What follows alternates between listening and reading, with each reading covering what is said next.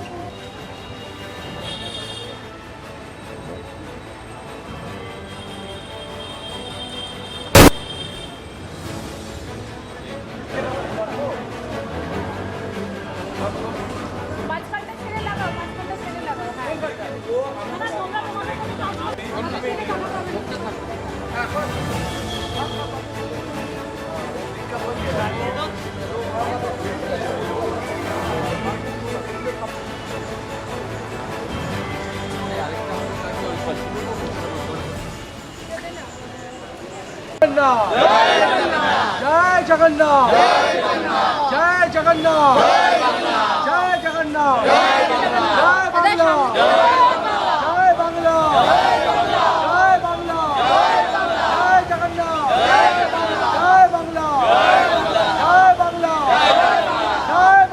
বিষয় হচ্ছে যেইভাবে পুরো এসআইআরের মাধ্যমে যেইভাবে ন্যায্য ভোটারদের নাম ইলেকশন কমিশন ভোটিং রাইটস থেকে কেটে দিচ্ছে, ভোটিং লিস্ট থেকে কেটে দিচ্ছে, যেইভাবে বিজেপি শাসিত রাজ্যে যেইভাবে বাংলার লোকেদের লিঞ্চিং হচ্ছে, তার এই লড়াইতে আমরা নিজের ব্যানারের মাধ্যমে একটা মেসেজ দিতে চাই। বাংলার এই লড়াইতে বাংলার মানুষের পাশে কিন্তু জগন্নাথ ভগবান আমাদের পাশে আছেন। উনি এই লড়াইতে প্রত্যেকটা বাঙালি, প্রত্যেকটা বাংলার বাসীদেরকে সাহায্য করবেন আর ওনাদেরকে ন্যায্য বিচার পাইয়ে দেবেন। প্রভু জগন্নাথ দেবের আশীর্বাদে তার নির্দেশে মমতা বন্দ্যোপাধ্যায় প্রভুকে দীঘায় প্রতিষ্ঠিত করেছেন। প্রভুর নির্দেশ আমরা পেয়েছি ইতিমধ্যেই। প্রভুর নির্দেশে তার প্রধান সেবায়েত প্রধান দৈত্যপতি মহারাজ তিনি বলেছেন যে প্রভুর আদেশে বাংলায় 221 বিধানসভার সংখ্যা নিয়ে, বিধায়ক সংখ্যা নিয়ে মমতা বন্দ্যোপাধ্যায়ের নেতৃত্বে আবার তৃণমূল কংগ্রেসের সরকার হচ্ছে। জগন্নাথ আমাদের প্রভু জগন্নাথ আমাদের আশীর্বাদ আমার মমতা বন্দ্যোপাধ্যায়ের উপর আছে, বাংলার মানুষের সঙ্গে আছে, বাংলার উন্নয়নে আছে। প্রভু জগন্নাথের কৃপায় যাতে আমরা 230 যেটা আমাদের দিদি, আমাদের নেত্রী, আমাদের সভাপতি, আমাদের অভিষেক ব্যানার্জি যেটা বলেছে, যেটা আমরা পার করতে পারি, ওই জন্য ওনার কৃপায়, ওনার আশীর্বাদ নিয়ে আমরা আজকে ওনার পোস্টার লাগিয়ে আমরা জয় বাংলার মাধ্যমে আমরা মানুষকে বোঝাতে চাইছি। বিশ্বাসঘাতক শুভেন্দু যেভাবে হারমাদ বাহিনী বা অত্যাচারী লোকেদের নিয়ে এসে এখানে একটা বিশৃঙ্খলার চেষ্টা করছে, সেখানে আমরা ওদের কোনো রকমভাবে করছি না। আমাদের ফেস্টুন বলুন, এই বলুন, সমস্ত কিছু আমাদের ছিঁড়ে দেওয়া হচ্ছে।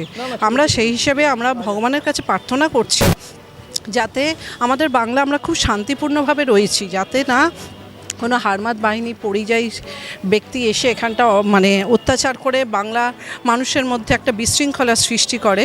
সেই কারণে আমরা প্রভু জগন্নাথ দেবকে ডাকছি যে আমাদের দিদি আমাদের বুকের মধ্যে থাকুক। দিদি আমাদের খুব শান্তিপূর্ণভাবে রেখেছেন, ফলে অন্য বিনাশকারী শক্তি যাতে নষ্ট হয়ে যায় প্রভুর কৃপায়, তাই আমরা এখানে এসেছি। জয় বাংলা, জয় জগন্নাথ।